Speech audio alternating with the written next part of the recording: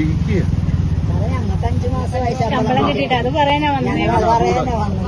ഓണമാണ് സാറേ, ഞങ്ങളുടെ അതോറിറ്റിയാണ് ഇത്.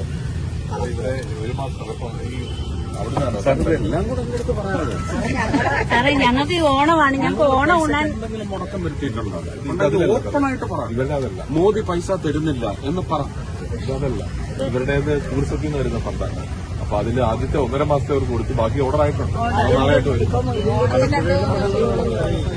അത് ഇനിയിപ്പോ തിങ്കളാഴ്ച ഞങ്ങൾക്കിപ്പോ ഉത്സവത്തെയൊക്കെ അലോട്ട് ആയിട്ടുണ്ട്.